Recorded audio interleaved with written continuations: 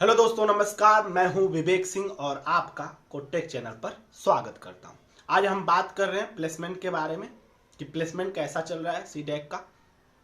तो बहुत सारे जूनियर्स का मैसेज आया, बहुत लोग मुझे अपना रिज्यूमे भी सेंड कर रहे हैं कि कहीं से आप रेफरेंस दे सकते हैं तो दे दीजिए। तो मैं सबसे पहले आपको ये बताना चाहता हूं कि मैं आपको डिमोटिवेट नहीं कर रहा हूं। मैं 100% आज सच की बात करूंगा कि प्लेसमेंट कैसा चल रहा है आपको पता होना चाहिए, क्योंकि ये डिमोटिवेट होने की चीज़ नहीं है। इसको आप पता होगा तो आप दुगना मेहनत करके अपने आप को और स्ट्रॉन्ग बनाएंगे। तो सबसे पहले हम बात करेंगे कि प्लेसमेंट कैसा चल रहा है और क्यों ऐसा हो रहा है, उसके बारे में बात करेंगे। प्लेसमेंट जैसा कि आपको पता है कि पहले आपका लॉकडाउन था, उसके बाद आपका दो देशों में लड़ाई हो गया, जैसे यूक्रेन और रसिया में हुआ है।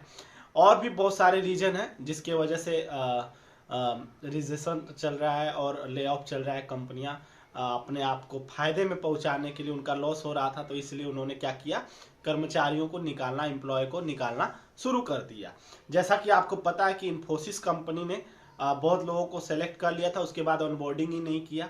तो ये सारे रीजन है कि अपने कंपनी को अच्छा प्रॉफिट पहुंचाने के लिए वो हायरिंग को क्लोज कर दिए। तो अब तक आपसे बता दूं कि कम से कम 60,000 लोगों को, एम्प्लॉय को, इंडियन एम्प्लॉय को आईटी कंपनी से निकाल दिया गया है। ऐसा नहीं कि वो जॉब नहीं ले पाए, बहुत सारे लोगों को पैसे एडवांस में देकर कर्मचारियों को, जैसे गूगल ने 6 मंथ 5 मंथ का पैसा एडवांस में देकर उनको निकाला है कि वो कहीं ना कहीं जॉब ले लेंगे। और लोग ले भी ले रहे हैं क्योंकि सबके अंदर हुनर है और सब ले लेंगे।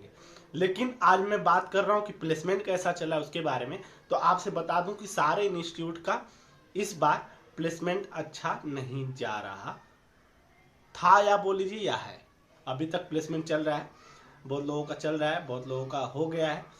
तो ये रीजन है, इसी रीजन की वजह से कंपनियां क्या है, जो आते हैं आपका इंटरव्यू लेने के लिए, वो आप में ज़्यादा से ज़्यादा क्वालिटी देखना चाहते हैं कि आप कितना स्ट्रोंग है, आपकी कम्युनिकेशन कितना स्ट्रोंग है, आप कितना। और आपसे बता दूं कि पिछले बैच में बहुत सारे ऐसे स्टूडेंट थे जिनका प्लेसमेंट हुआ था, लेकिन वो 2-4 महीने के बाद उनको निकाल दिया गया, 6 महीने के बाद निकाल दिया गया, 7 महीने के बाद निकाल दिया गया, क्योंकि वो काम के कैपेबल थे ही नहीं।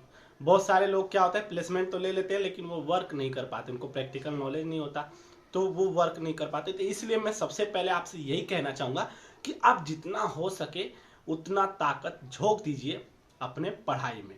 जितना ज़्यादा से ज़्यादा हो सकता है आप डीबीएमएस पढ़िए, जावा पढ़िए, सारा कुछ पढ़िए, आपको सब कुछ पढ़ाया जाएगा। आपका क्लास अगर चल रहा है, क्लास को अटेंड करिए, लैब को मिस मत करिए कि नहीं चलो ठीक है लैब बाद में करेंगे, नहीं टीचर है, लैब असिस्टेंट नहीं है तो आपने सोना शुरू कर दिया, घूमना शुरू कर दिया। आप हल्के में मत लीजिए, सबसे पहले तो यही बोलूँगा। दूसरी बात, आप कोई एक प्रोग्रामिंग पकड़ लीजिए, चाहे जावा, सी शार्प, आप उसको अच्छे से करिए। जावा अगर आप अच्छे से कर ले रहे हैं, 1 घंटा आप डेली दीजिए कि आपको अपने आप को प्रिपेयर करना है कि इंटरव्यू में बैठ के आप उनको जवाब दे सकते हैं। जैसे आपको सब कुछ पढ़ाया जा रहा है, मैं मानता हूँ टाइम नहीं मिल रहा होगा, रात रात तक क्लास चलेगा, शाम शाम तक काम चलेगा, असाइनमेंट है, ये है, वो है, बहुत सारा चीज़ होगा। लेकिन आपको क्या करना है, 1 घंटा आपको डेली निकालना है अपने आप को प्रिपेयर करने के लिए। जैसे आप शुरू में क्या करिए कि जावा पढ़िए 1 घंटा डेली, या आपको डॉट नेट पढ़ना है तो डॉट नेट पढ़िए, लेकिन एक लैंग्वेज जरूर पढ़िए। जावा अगर आप पढ़ेंगे तो प्रॉफिट में होंगे, जावा आप पढ़ लेंगे तो सी शार्प भी आप कंपेयर करके, बस सिंटॉक्स अलग है, अलग अलग कर सकते हैं। तो सबसे पहले आप जावा करिए। ऐसा नहीं कि मैं बता रहा हूँ इसलिए, आप पहले सबसे पता कर लीजिए कि प्लेसमेंट किस पर ज़्यादा होता है। आपका C++, जावा और सी शार्प पे बहुत ज़्यादा प्लेसमेंट होता है। सी शार्प मतलब डॉट नेट, ठीक है।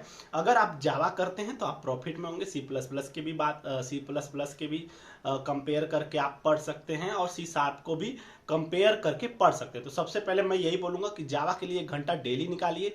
आप जावा जितना ज़्यादा से ज़्यादा फोड़ सकते हैं, कोर जावा, उतना कर लीजिए। सेकेंड नंबर, उसके बाद आप डीबीएमएस कर लीजिए।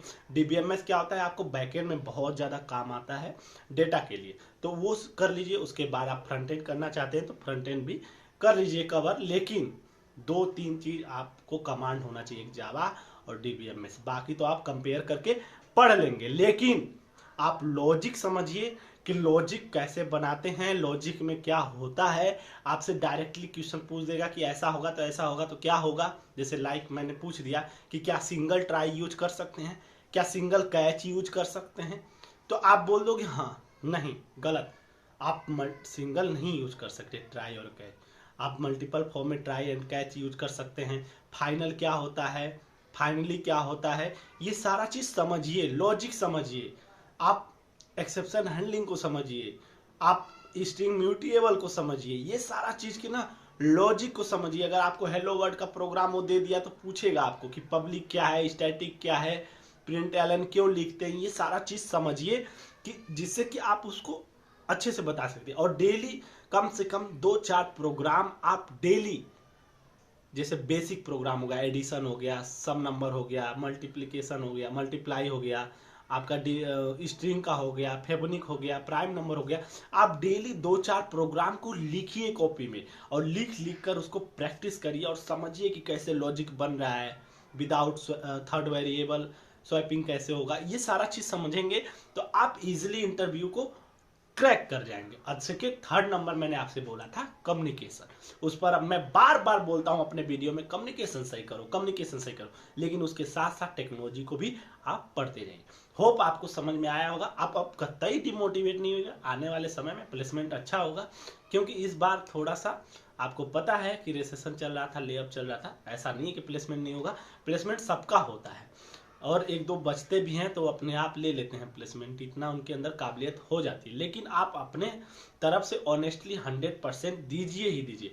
बाकी के लिए धन्यवाद, देखते रहिए कोड टेक और ज़्यादा से ज़्यादा आप लोग सपोर्ट करिए इस चैनल को कि जिससे मैं और आपको ज़्यादा से ज़्यादा कुछ बता दूं और आपसे बता दूं कि जल्द ही मैं कुछ नया लाने वाला हूं जिसमें सिर्फ आपको इंटरव्यू के क्वेश्चन मिलेंगे और इंटरव्यू के प्रिपरेशन मिलेंगे। बाकी के लिए धन्यवाद। जय हिंद, जय भारत, जय महाराष्ट्र।